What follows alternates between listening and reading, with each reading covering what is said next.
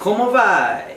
I'm Benjamin. I'm here to read some poetry from my books. So I'm going to go with the latest one. It's called Ex Tenebris, meaning out of darkness. So here, I'll start from the beginning.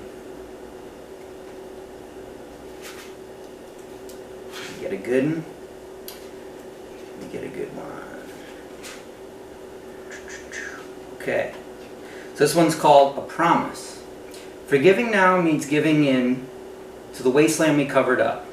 Despite its expanse, we have a chance to pour out this foul cup and fill it up with something new, as softened as the sea, true enough to keep our path directed toward liberty. Leaps of faith such as this do come with a price. They lead us audaciously to a forgotten paradise. So that's that one. I like this one too. It's called The Big Book. The book we carry weighs well above what one canary could hoist thereof. It guides our way of life abroad. Ahead of dismay the crow had cawed. We heard the bleat in accordance with sin. Amidst the heat we surrendered to win. We gave it away to keep what we got. It's no wonder today is what yesterday wrought. And just to mix things up a little bit, I'll read this one about, that's pretty self-explanatory. Imperfect ambitions. The moonshine glamour of being a doctor is only a dream if your dream is true, to the kind of person you set out to practice as and pursue. Otherwise, it can be pretty empty, worse than the fraudulent affection one can surmise when trying to paint their perfect complexion. You can get pretty weathered from all the stripes you bear. As I've careened this passage, I've seen how much I care. I see how much it matters to set the record straight, because the dream I had as a child shall never ever abate. So those are 3 poems from Ex Tenebris. It's on Amazon. And then I'll try this one too. This one's also on Amazon. Tesoro, meaning treasure. It's what me and my grandma used to call each other. Still call each other. So I'll read from this. This one's for a girl called Jasmine from college. To walk through the fire and remain unscathed falls short of the one who learns from pain, finding the waters of wisdom unbathed to mend her scars and ascend the mundane. Lifted beyond, my rare bird soars, brightening the shrouds in radiant flare, mending a cold world with her fiery stores, undaunted light with the earth she will share. Many will see and admire her sheen, but I know inside lies a heart pristine.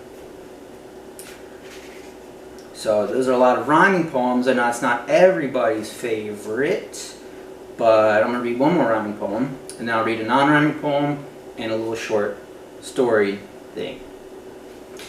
Under bedrock. My nation falls upon a moor, not knowing if it can endure, not knowing if it can create, with so much to anticipate. Buried and trapped beneath this land, I know I'll never understand. Flickers tell of something great, the chance to finally sit and wait. Into my picture, past the blue, arises out this brighter hue. Out of darkness, hope becomes a prophet to which doubt succumbs. So that's that. That's Under Bedrock. And then let's go to a non-rhyming poem, which is hard to find for me because I like writing rhyming poems. I think most people get a good, it's musical in some way. But let me look back in Ex Tenebris. So,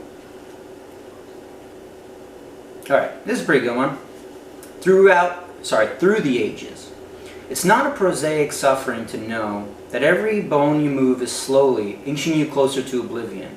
Not a single moment ends without us aging seconds later, and yet we find solace amidst the solemn realities we digest. We even find joy and humor throughout the deterioration.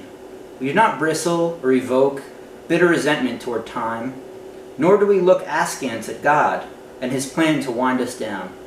Strange enough, we welcome aging, if we are lucky enough to share it. We acknowledge the losses that come with the passing of years, of friends, of opportunities.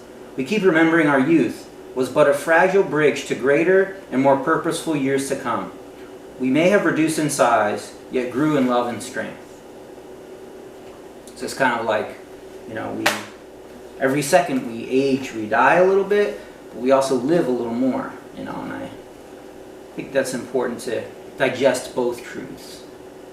And then I will read a short,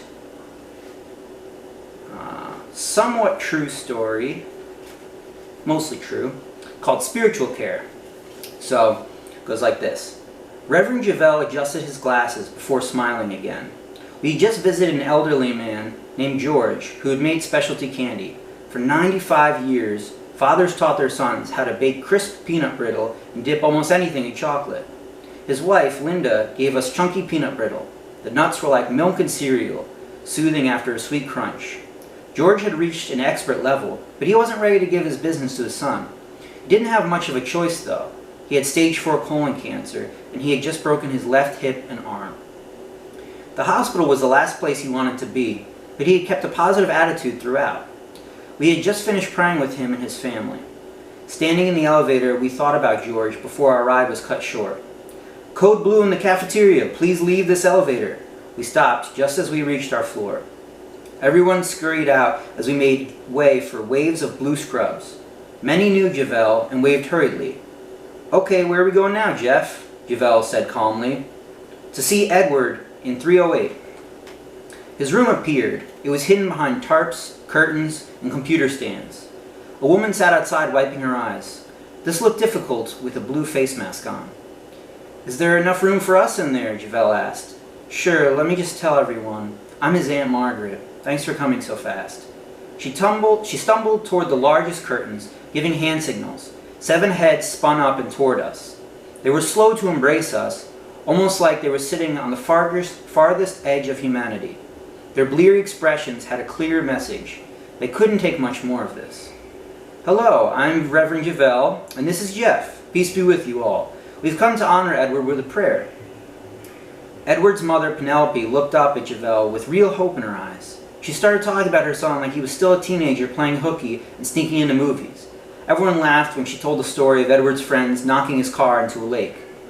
One of her sons helped her get up. She held out her hands. I reached for hers and began. Dear God, please accept our prayers. We ask that Edward be filled with your grace as he departs. We ask for the courage to make it through these times and mend our hearts in the process. May our brother be filled with peace as he journeys to meet you. May we keep Edward alive in all the joys and sorrows of the future. Grant him eternal rest. Please watch over us, Lord. Amen. Silence reigned. We abandoned our senses for a moment. Penelope stood there smiling. I remembered her face all the way back, and it was deeply nourishing. No more than 10 minutes after we got back to the office, Javel sprang toward me. I was sitting at a desk writing a paper note. What is it, Reverend? You sent him off, man. You really did. What happened? I had an idea already. He's gone now, Jeff, free from the tubes in his head, free from his suffering. Do you know why he was here? Why? He jumped off a building. That was in medical school. And yeah, if you guys are interested in any reading from a perspective of just, someone who's in medicine or someone who, just likes to write poetry, this is Winterbrook, it's on Amazon. This is Tesoro, also on Amazon. And this is Extenebris, also on Amazon. And it's really helpful to write. I think everyone should do it. For me, it helps. I have OCD, and it helps me to come to terms with some difficult thoughts, express myself in a creative way, and kind of get closer to the essence of what it means to be human, have suffering, and have joy. And if I can share that with someone, and even just one person gets something out of it, then it was worth it. So, thanks for joining me, and hope you all have a great day.